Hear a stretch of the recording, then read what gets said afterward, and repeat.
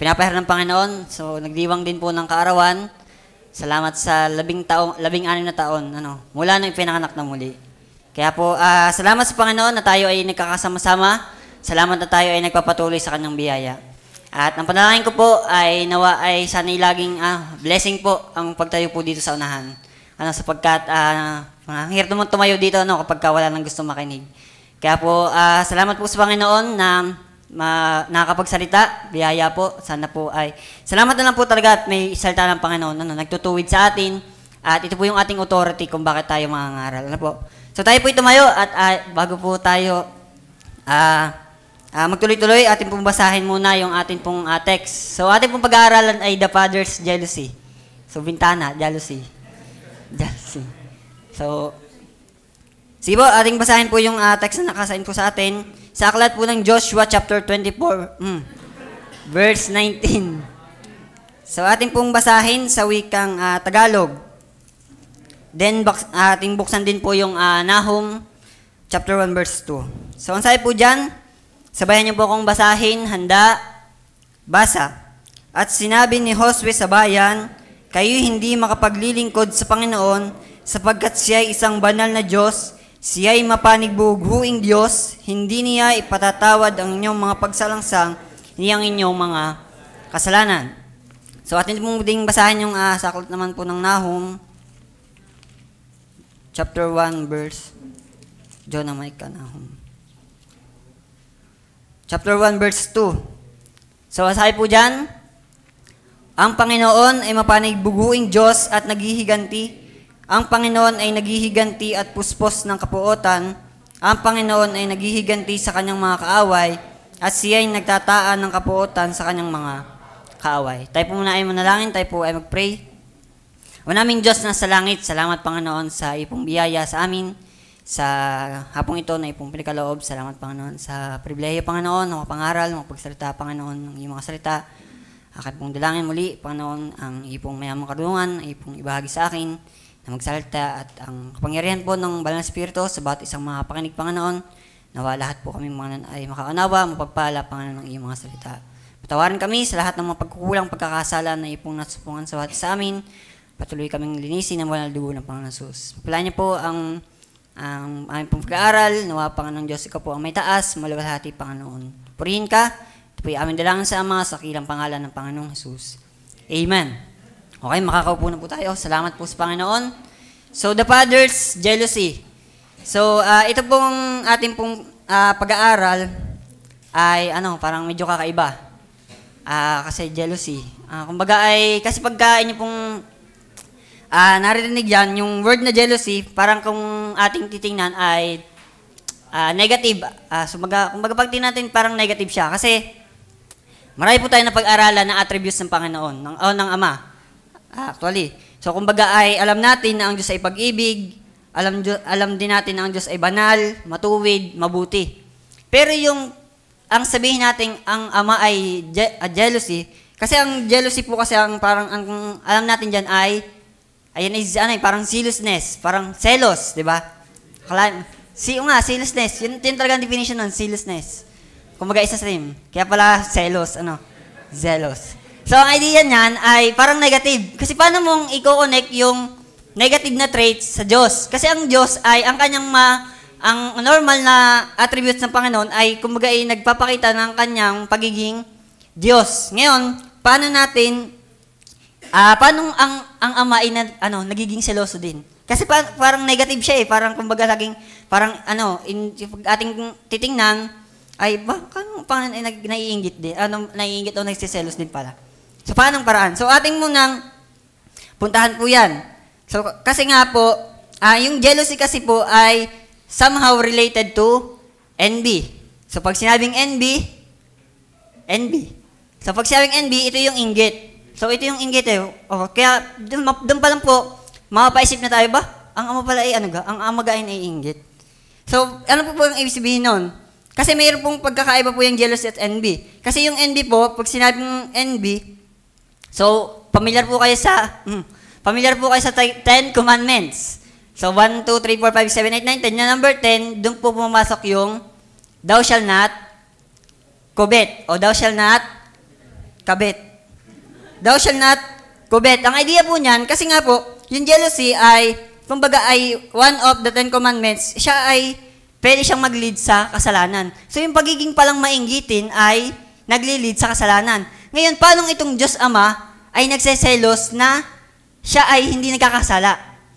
So yun po yung goal po natin at sana po ay sama-sama natin pong maunawaan po ngayong hapon. So the Father's jealousy. So ang pagiging mapanibuguin ng Ama. So tayo po ay pumasok na sa ating pong topic. Una po, syempre ay definition po muna. So definition. So ano ba ang ibig sabihin ng jealousy? So nabanggit ko po kanina na yung jealousy ay may pagkakatulad sa envy. So ang envy kasi po, parang ang pinaka-definition ng envy, ang sabi po dito ay, envy is when you want someone else. When you want someone else. Yun na yun. When you want someone else. Pero yung jealousy naman, tinatawag ay when someone is trying to take what you have. So, paano po ipapaliwanag? So, yung envy, yung pagiging mainggitin, ay meron kang gustong makuha na wala sa'yo. So, yun po yung envy. So, yun po yung naglilid sa kasalanan. Kasi meron kang gustong makuha na hindi naman para sa'yo. Ngayon, ito naman, jealousy naman, ay pwede ning, kumbaga may ibang pakahulugan, pero ito, sabi nga, ito naman ay when someone is trying to take what you want naman. So, para siyang, meron kang bagay na nasa'yo na ayaw mong mawala sa'yo. Kaya ka nagsiselos. So, sino ba dito nagselos na? Nang walang karapatan. Sakit nun. So, kaya po, kumbaga kaya makikita natin talaga na yung palang pagiging selos ng Panginoong Diyos ay, kumbaga ay tama lang yun sa Kanya. So, kasi nga, pagka ating mapapansin talaga, ang pagiging seloso kasi ng tao, hindi laging siya naglilid sa kasalanan. Kasi ang ating una pong makikita example dyan, ay, unang definition po ng jealousy, number 1, is yung feeling or showing envy of someone on their achievement and advantages. So, ito na nga po yun, yung parang idea ng envy. Ang sabi po dyan, ay feeling or showing envy of someone on their achievements. So, ikaw ay, yung palang pagselos, ang ibig sabihin nun ay, parang ikaw ay naiinggit sa iba, dun sa kanilang, na meron sila, o yung kakayahan nila. So, yun po yung ibig sabihin ng jealousy. So, ito po yung trait na, excuse me, ano yun, busog. Sorry. Trait na, ito po yung, kinakabahan niya tayo.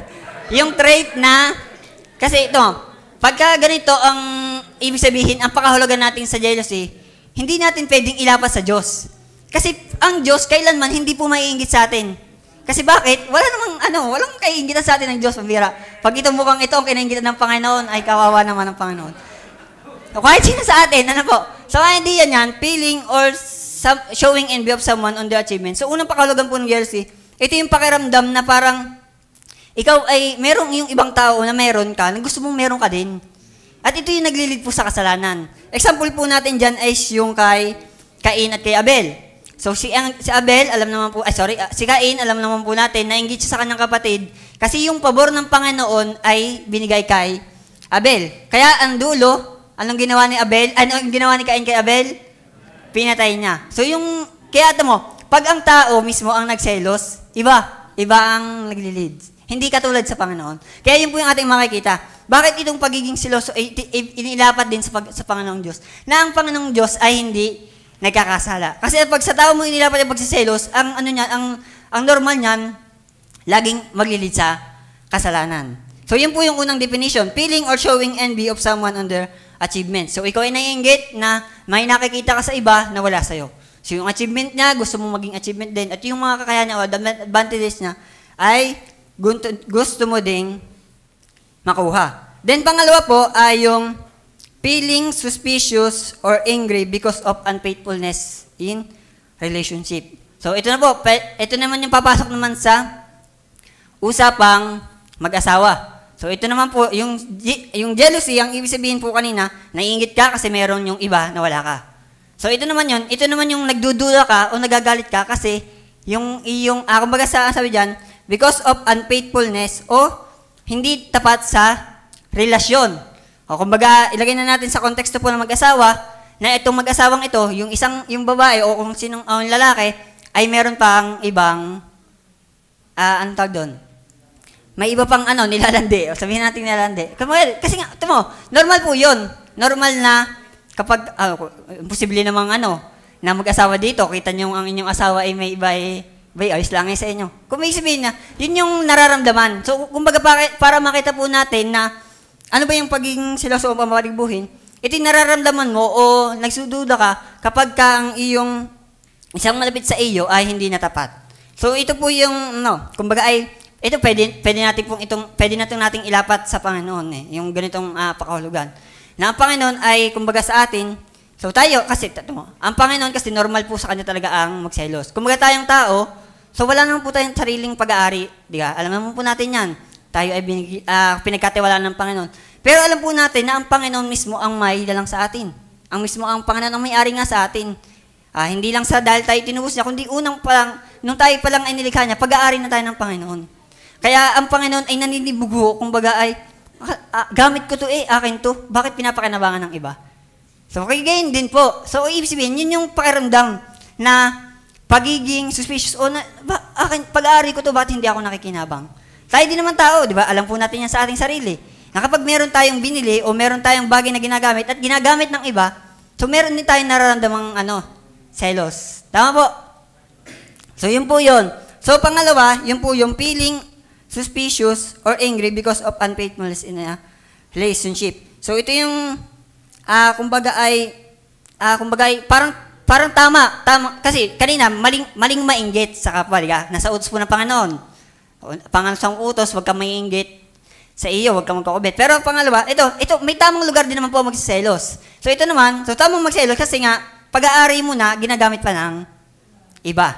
So nakukuha po ang kahulugan po ng jealousy. Sa pangatlo, ito naman po yung fiercely protective or vigilant of one's right and possession. So ito na po yun, yung kanina, yung ibig sabihin ng jealousy mismo. Na ikaw ay meron kang sariling pag-aari na gusto mong maprotektahan na ayaw mong makuha ng iba. Kumbaga ito na yung pwedeng nating ilapat din sa Panginoon. Ito na yung pakiramdam naman ng pagsiselos na, kaya bakit ka nagsiselos? Kasi meron kang iyo na ayaw mong mawala sa'yo. So, bakit ka magsiselos? Ganyan din ang Panginoon. So, bakit ang Panginoon ay mapanagbubuhuin? Bakit ang Panginoon ay nagsiselos? Ito ba ay maglilid sa masama o sa tama? Kasi tayo, bilang tayo ay nilikha ng Panginoon, kasi dun po sa ating binasa, sa Joshua chapter 24, verse 19, ang sabi po dyan, basahin ko lang po ulit, at sinabi ni Josue sa bayan, kayo'y hindi makapaglilingkod sa Panginoon sapagkat siya ay isang banal na Diyos, siya ay mapanibuguing Diyos. Hindi niya ipatatawad ang inyong mga pagsalangsang ng inyong mga kasalanan. So, ang tinalakay po kasi dyan ay may mga ibang iniidolo. Kumbaga, itong bayan, ang bayang Israel ay may mga Diyos-Diyosan na po sa kanila. Meron na silang ibang pinaglilingkuran. Kaya ang sabi ni Joshua sa kanila, hindi kayo makapaglilingkod sa Diyos. Kasi bakit? Ang Panginoon ay banal. So, siyempre, alam naman natin, ang Panginoon ay galit sa Diyos-Diyosan. So, hindi siya ay mapanigbuhin sila. So, ayaw niya nang siya ay, parang tinuto time. Akalain mo, naglilingkod dito, naglilingkod din doon. So, ganun, yun ang gustong iparating ni Joshua sa bayan. Hindi kayo makapaglilingkod sa Diyos. Kasi ang Diyos ay mapanigbuhin, seloso. Kayo papayag na, may karoon kayong kasabay. Hindi naman din. Kaya nga utos sa atin ng di ka? Tama, para lang po makarelate kayo. Tama. Kaya nga po ang utos sa atin ng Panginoon, Deuteronomy chapter 6, verse 5 and 4. Hindi po, ano yan? Sa context po yan, sa context. Sabi po ng Deuteronomy 6, chapter 6, verse 4 and 5, dinggin mo, O Israel, ang Panginoon nating Diyos ay isang Panginoon. So, itong utos sa atin, at iyong ibigin ang Panginoon mong Diyos ng iyong buong puso, ng iyong buong kaluluwa at ng iyong buong lakas. So, ang gusto ng Panginoon sa atin ay buo. Ayaw niya may kahati. So, kasi nga siya ay mapanigbuhuin. So, at alam naman natin na siya ay marapat doon. Kaya doon makikita natin paanong ang Panginoong Diyos na ito ay seloso o mapanagbuhin. So doon una dinefine po muna natin yung kahulugan ng seloso. So ibig sabihin, hindi pala maling magselos. So kung bakit inilapat ang pagiging seloso sa Panginoon, may tamang pinaglalapatan. So hindi siya katulad ng tao na kapag nagselos, naglilid sa kasalanan. Pero ang Diyos, ang gusto niya, ay mayroon siyang gustong protektahan. Yung kanyang honor, yung kanyang glory, ay hindi maagaw sa kanya. So yun po yung, yun po yung definition ng jealousy. Na, ang sabi dyan? Firstly, protective or vigilance of one's right and possession. So tayo pag-aari ng Panginoon. So tayo kanyang karapatan tayo. Kaya may karapatan siyang magselos sa atin. Kasi meron talaga naman siyang karapatan. Hindi tulad natin. So, di ba? Okay. So yun po, definition. Naunahan po, nakakarating po. So the Father's jealousy, una nating dinefine muna yung definition. Kasi at least alam natin na, paano pala nagsiselos? Baka ang gawin ng Panginoon ay agawin ako kay Satanas. Okay. Parang ganyan ang idea. Para lang po, alam natin na may tamang pinaglalapatan ng selos. Kaya alam nyo na kung kailan kayo magsiselos. Pag may karapatan kayo. Yun. Hindi, joke lang. So, next point po, syempre.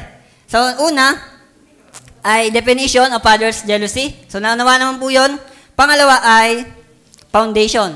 So, nahirapan na po akong mag-alliterate, kaya doon na lang po tayo sa tunog muna. So, una, definition. Pangalawa is yung foundation. Ano ba yung pinaghuhugutan ng Panginoon? Bakit siya nagsiselos? Balik po tayo doon sa chapter 24. Kasi ang sabi po dyan, so, ito po kasi, alam natin, lagi natin itong napapakinggan. Lagi itong topic kapag family, about sa paglilingkod. Pero, atin pong basahin muli. Ang sabi po ng 24 verse 19. At sinabi ni Josue sa bayan, kayo'y hindi makapaglilingkod sa Panginoon sapagkat siya'y isang banal na Diyos, siya'y mapanibuguing Diyos. Hindi niya ipatatawad ang inyong mga kasalanan, ni ang inyong mga pagsalangsang, ni ang inyong mga kasalanan. So, ang context po nito, ito ay si Joshua ay matanda na. So, ang kita niya na ang bayang Israel ay naglilingkod na sa iba't ibang Diyos.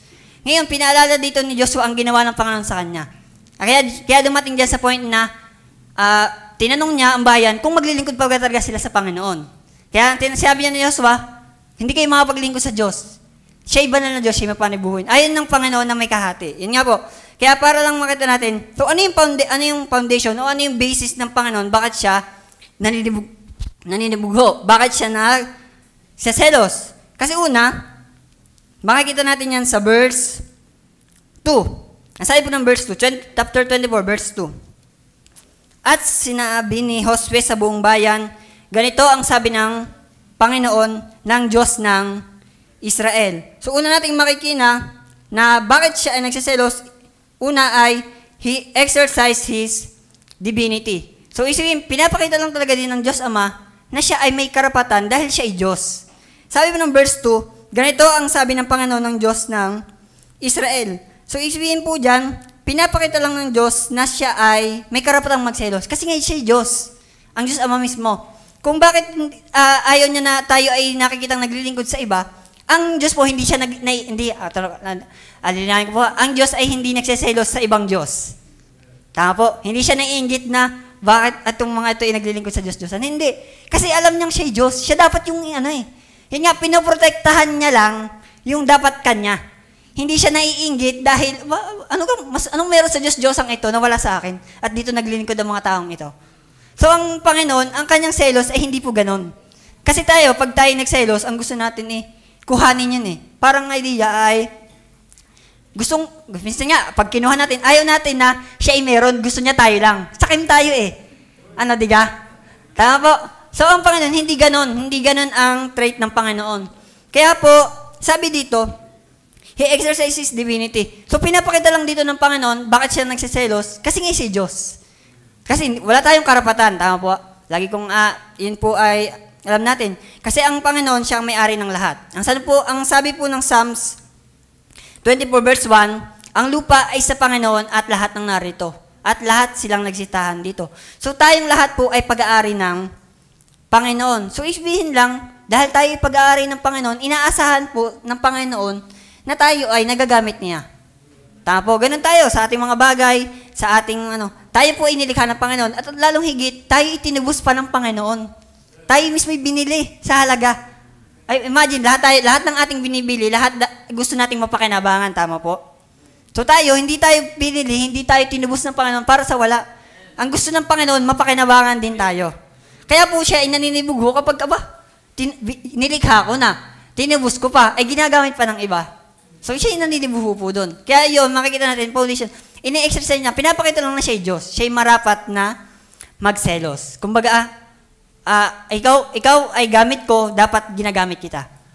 Kung kahirap naman na ikaw ay gamit mo, igamit ng iba.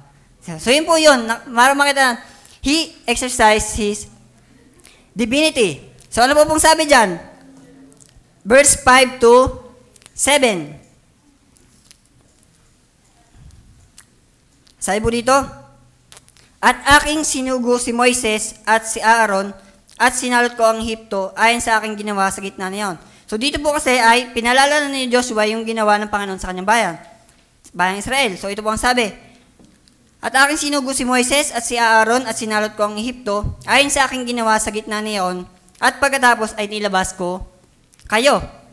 At nilabas ko ang inyong mga magulang sa Ehipto at kayo'y naparoon sa dagat at hinabol ng mga taga-Ehipto ang inyong mga magulang ng mga karo at ng mga nangangabayo hanggang sa dagat na mapula. At nang sila'y dumaing sa Panginoon, ay nilagyan niya ng kadiliman ang pagitan ninyo at ang mga taga-Ehipto, at itinabon ang dagat sa kanila, at tinakpan sila, at nakita ng inyong mga mata kung ano ang aking ginawa sa Ehipto, at kayo tumahon sa ilang na malaon. So, anong makikita na po dyan? Una, he exercises divinity. Pangalawa, he gives us liberty.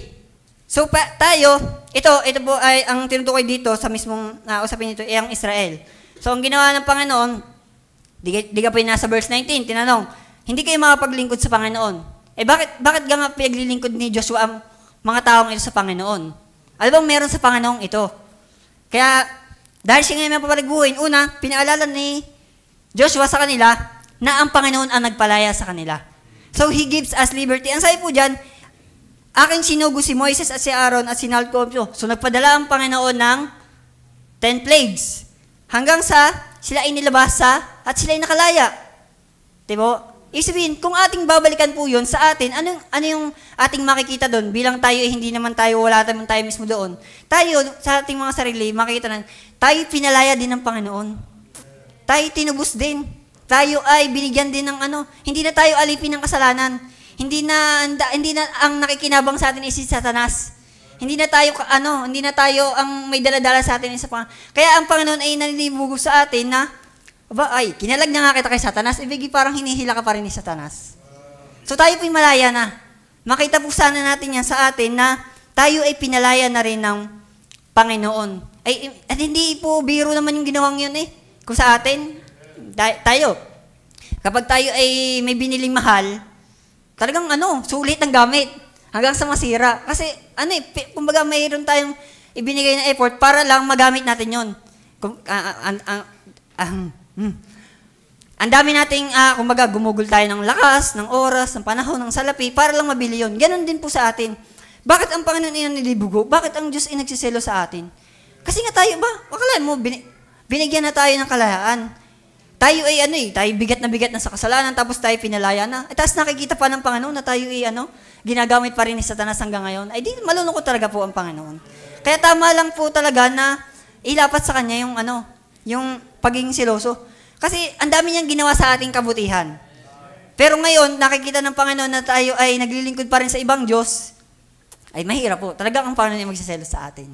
At makikita po natin sa banda dyan kung ano yung kaakibat ng pagiging siloso ng Panginoon. So, una natin pong pinakikita muna dyan ay, bakit ang Panginoon sa selos? Una, dahil siya Diyos, He exercises His divinity. Pangalawa, He gives us liberty. So, pinalaya na tayo ng Panginoon. Hindi na po tayo alipin ng kasalanan. Hindi na po tayo alipin ni Satanas. Tayo kalag na sa Kanya. So, wag na tayong magpadala pa kay Satanas. Pangalawa po, ay hindi lang He exercises His divinity, He gives us liberty, but He also gives us victory. Nasabi po ng verse 8 hanggang 12. At ipinasok ko kayo sa lupain ng mga Amoreo na tumatahan sa dako roon ng Jordan, at sila'y nakipagbakas sa inyo, at ibinigay ko sila sa inyong mga kamay, at inyong inari ang kanilang lupain, at nilipol ko nila sa harap ninyo. Nang magkagay tumindig si Balak na anak ni Sipor na hari sa Moab, at dumigma laban sa Israel, at siya'y nagsugo, at tinawag si Balaam na anak ni Beor, upang sumpain kayo. Ngunit hindi ko dininig si Balaam, kaya't binasbasan nga kayo, gayon iniligtas ko kayo sa kanyang mga kamay. So una, He exercises divinity, He gives us liberty, He also gives us victory. So itong bayang Israel lang ito, pinaalala din ng Panginoon sa kanya na sila ay pinagpatagumpay ng Panginoon. So sa atin din, ganun po. Lagi naman, paano tayo makaka-relate dyan? Tayo sa ating mga buhay, bilang tayo mga anak na ng Panginoon, tinubos, tayo pinagtatagumpay din ng Panginoon. So napakadami nating goal sa buhay na hindi natin magagawa kung wala ang biyaya ng Panginoon. Tama po? Kaya po, imagine mo yun, parang yung sabi nga ay yung preaching kanina ni Mark Anthony sa YS. Yung 10 kitongin na pinagaling ng Panginoon, isa lang ang bumalik. Isa lang ang bumalik para magpasalamat sa Panginoon. Napakadaming ginawa sa atin ng Panginoon. Di ba? Sa buhay natin, simula nang tayo ay nakakilala sa Panginoon, hindi natin kayang bilangin yung ginawa ng Panginoon sa ating buhay. Napakadaming times na parang feeling natin bumabagsak tayo, pero pinagtatagumpay tayo ng Panginoon. Katulad po ng Israel, ganun din sa atin. Tayo, kung ating makikita lang po yan sa ating buhay, hindi na magsiselos ang Panginoon. Bakit? Mismo tayo siguro, alam natin maglilingkod na talaga tayo sa Panginoon. Sa kabila ng napakadami nating pagkukulang, sa kabila ng napakadami nating kakulangan sa Panginoon, ang Panginoon nanatili sa atin. Di sapat na pong dahilan yun para tayo magpasalamat sa Panginoon, maglingkod sa Kanya. So, He gives us victory. So, yun nga, laging, ang dami nating prayer request, ang dami nating gusto maabot na dahil sa biyaya ng Panginoon, inararanasan natin. So, kaya po, may dahilan ng Panginoon kung bakit siya magsiselo sa atin. Kasi hindi naman, kumbaga, mahal tayo ng Panginoon eh. So, kaya tayo nagsiselos dahil may pagmamahal na involved. So, kung hindi tayo mahal ng Panginoon, ipababayaan na tayo ng Panginoon. Pero salamat, mahal tayo ng Panginoon. Doon pa lang makikita natin, may dahilan eh. Bakit ang Panginoon ay magsiselos? Hindi lang dahil sa Diyos, pinalaan niya tayo, binigyan niya tayo ng victory. At ito pa nakakatawa, verse 13, we experience His grace and mercy. Verse 13, ang sabi po dyan, at aking bigyan kayo ng lupain na hindi nyo binukid, at ng mga bayang hindi nyo itinayo, at inyong tinatahanan, at mga ubasan at mga olibo na hindi nyo tinanim, ay inyong kinakain. So, unang makikita din po natin dyan, we experience His grace and mercy. Kasi ang sabi po ng talata, binigyan tayo ng lupain na hindi binukid. So, ang daming binigay sa atin paano na hindi natin pinagharapan. So, grace po yun, di ba? Ano ba ang ibig sabihin ng grace? Hindi natin deserve pero binigay sa atin. Then yung mercy, yun yung deserve natin pero inalis sa atin. So, ganun din, na-experience po natin yun sa Panginoon. Kaya kung bakit magsiselos ang Panginoon, akalaan nyo, binigyan kayo ng lupain na hindi nyo binukid. O ba, bigyan kayo ng lupa na hindi nyo binukid. Biyaya po yun, di ba? Sabi ng mga bayang, hindi nyo itinayo. So hindi na naghihirap ang mga Israel para dito. Ipinaranas na lang sa kanila na ito ng Panginoon. Ngayon, makikita ng Panginoon, ang mga ito ay naglilingkod pa rin sa Diyos-Diyosan, ay talagang ang Diyos ay mapanibuhuin. So, magsiselos talaga ang Panginoon. Kaya po sa atin din, bilang tayo kanyang mga anak, ay tayo nakakaranas din ng awa at grace and mercy ng Panginoon. So, hindi lang liberty, hindi lang victory, ganun din po yung grace and mercy. So, alam po natin yan. Kumbaga ay, ang dami nating bagay na nararanasan na alam naman nating hindi naman tayo deserving doon.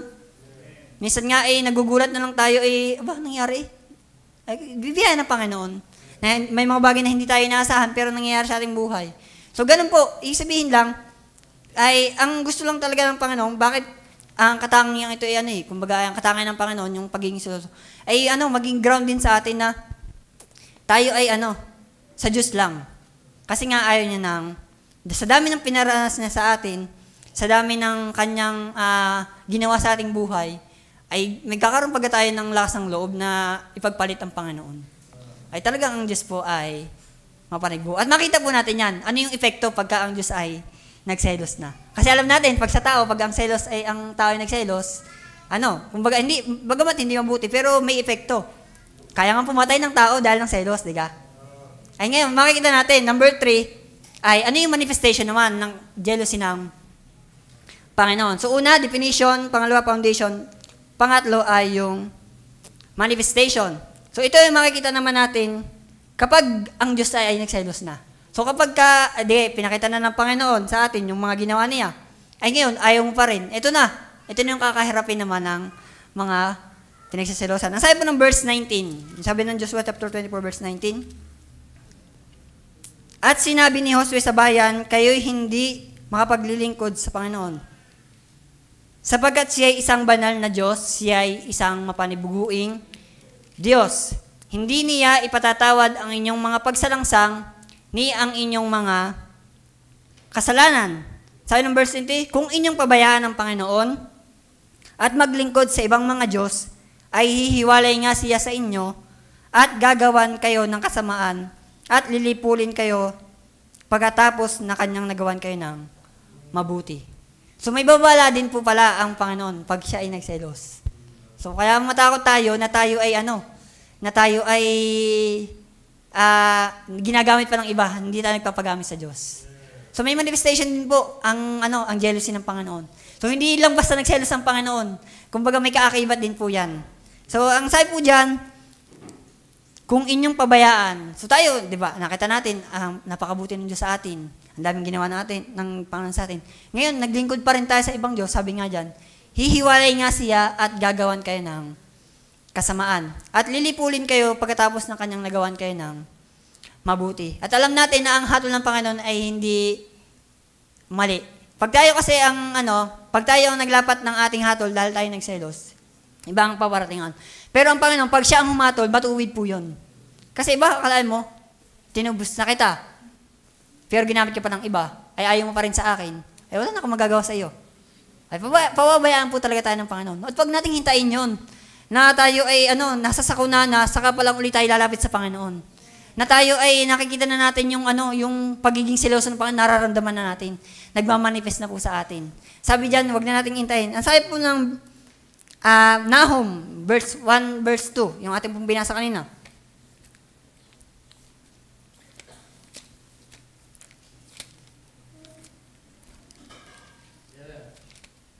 Nahum 1:2. Ang sabi po diyan, ang Panginoon ay mapagnibuguing Diyos at naghihiganti. So, ang Panginoon po ay naghihiganti. Ang Panginoon ay naghihiganti at puspos ng kapuotan. Ang Panginoon ay naghihiganti sa kanyang mga kaaway.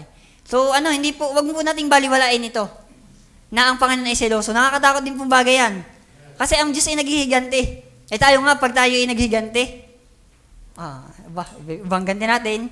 Ang gusto natin ay lamang tayo. Ang gusto natin ay yung mararamdaman ng ating ginantihan. Pero ang Panginoon, ganun din. Bagamat ang ating paghiganti ay mali mali ang motibasyon, pero ang Panginoon, matakot din po tayo. Dahil siya mapanigbuhin. Hindi, alam natin ang seloso ang Panginoon, alam natin naghihiganti.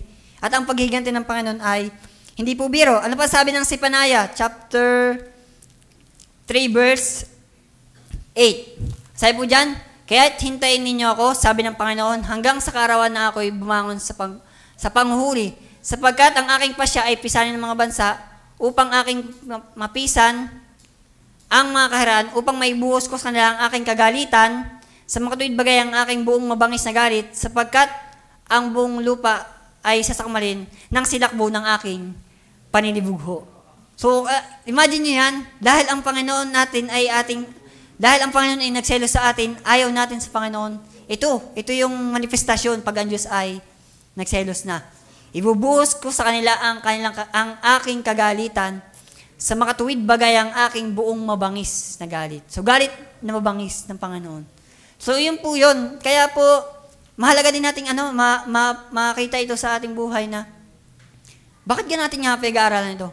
Para mas ma-appreciate natin na Aba, ang Panginoon nga pala ay nagsiselos din. Ang Panginoon nga pala ay mapamanay buguin. Tapos ako'y pagarni-garni sa Kanya.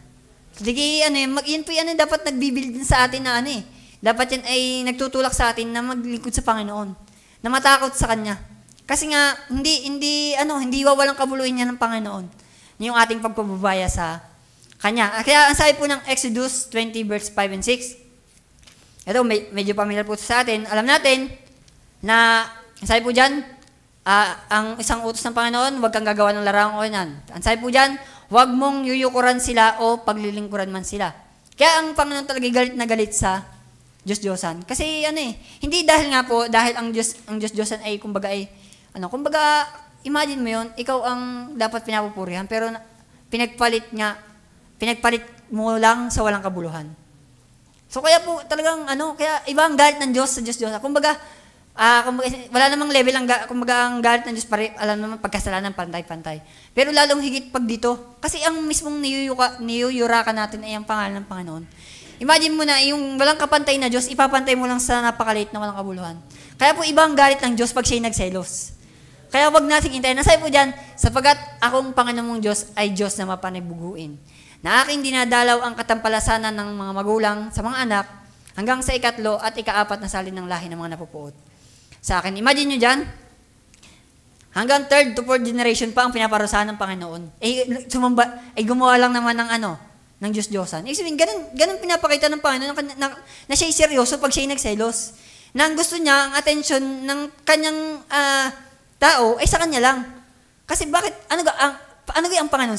Selfish ba ang Panginoon? Dahil ang gusto niyang attention ay kanya lang? Hindi bakit?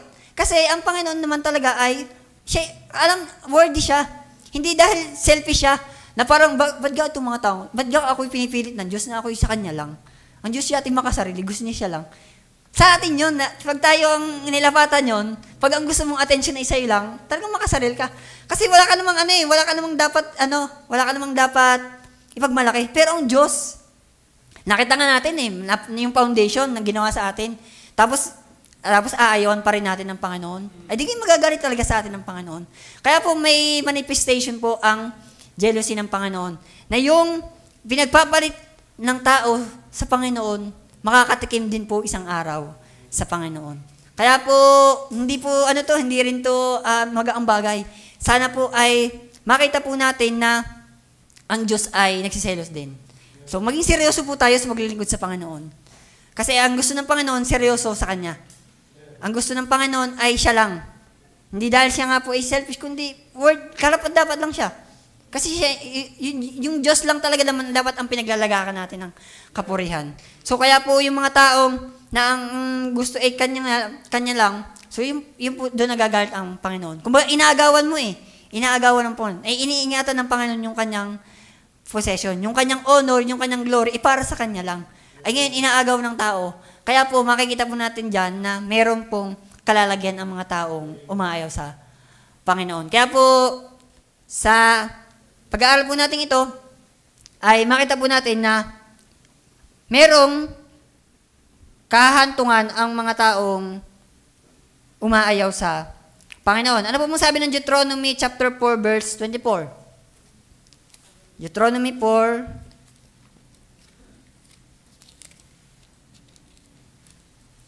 sapagkat ang Panginoon mong Diyos ay isang apoy na mamumugnaw, mapanibuguing Diyos. Nga. So, yun po, makikita po natin dyan na ang Diyos talaga ay, may manifestasyon, ang pagiging seloso ng Panginoon. Ang Diyos ay apoy na mamumugnaw. So, hindi yan po magaang bagay. Sabi pa ng Deuteronomy, chapter 6, verse 15. Sabi po dyan, sapagkat ang Panginoon mong Diyos na nasa gitna mo ay isang mapanibuguing Diyos. Baka ang galit ng Panginoon mong Diyos ay mag-alab-laban sa iyo at ikaw ay kanyang lipulin sa ibabaw ng lupa. So, ang Diyos ay, tatandaan natin, ang Diyos ay mapanibuguin. So, siya ay, huwag nating hintayin na tayo ilipulin pa ng Panginoon. So, kaya, maging seryoso tayo sa paglilingkod sa Panginoon. At pang-apat, na makikita natin, una, definition, foundation, manifestation, and lastly, ano naman yung application nito? sa atin. Ano yung application ng God's jealousy? So, balik po ulit tayo sa chapter 4, verse 21 to 25. Sabi po dyan, simulan ko ulit po sa verse 19. Sabi po ng verse 19, at sinabi ni Josue sa bayan, kayo'y hindi makapaglilingkod sa Panginoon sapagkat siya ay isang banal na Diyos. Siya ay mapanibuhuing Diyos, hindi niya ipatatawad ang inyong mga pagsalangsang niya ang inyong mga kasalanan. Kung inyong pababayaan ang Panginoon at maglingkod sa ibang mga Diyos, ay hihiwalay nga siya at gagawan kayo ng kasamaan at lilipulin kayo pagkatapos na kanyang nagawan kayo ng mabuti. Ngayon, ito po yung application. Ito yung sagot ng bayan. Ito yung nakita nila. Dahil ang Diyos ay mapanigbuhuin, ito ang sagot po nila. Verse 21.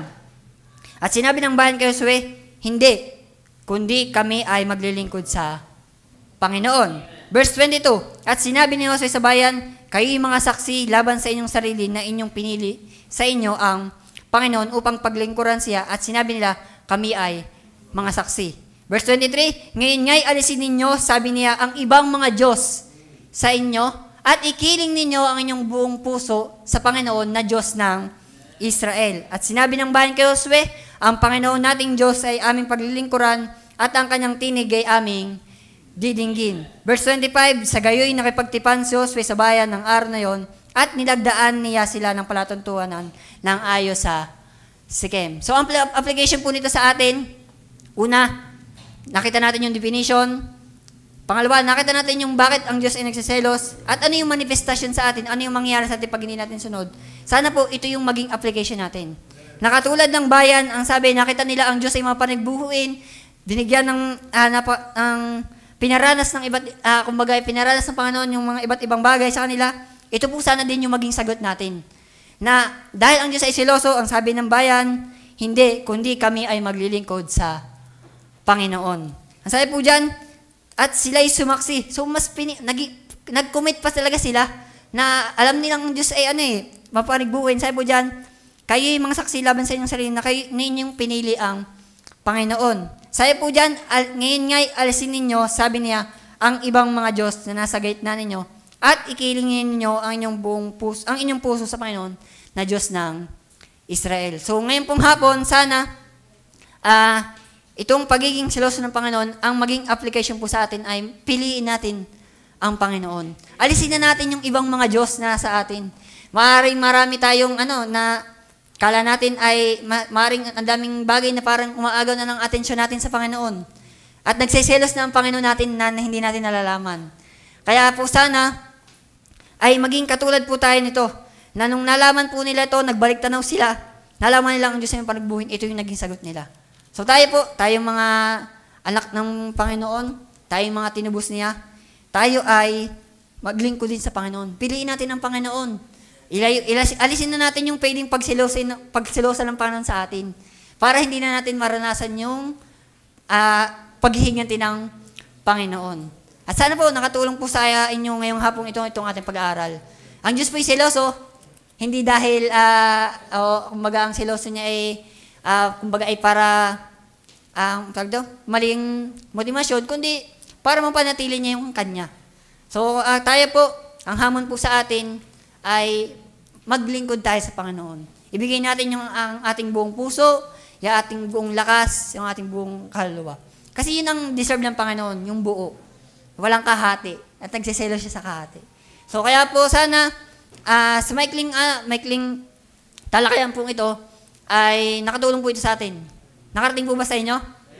Naunawaan po natin na ang Diyos ay seloso at ang maging application po natin ay ilagak talaga natin ang ating paglilingkod, ang ating puso sa Panginoon. Upang yung manifestasyon, makita natin na hindi na tayo humatong doon sa paghihiganti ng Panginoon. Kundi makita natin yung biyaya ng Panginoon na tayo ay Kanyang tinubos. Tayo Kanyang pag-aari na po. So, salamat po sa Panginoon sa Kanya pong biyaya. Nawa po ay naging makabuluhan po yung ating pong pag-aaralan. Tayo po'y manalangin. Tayo po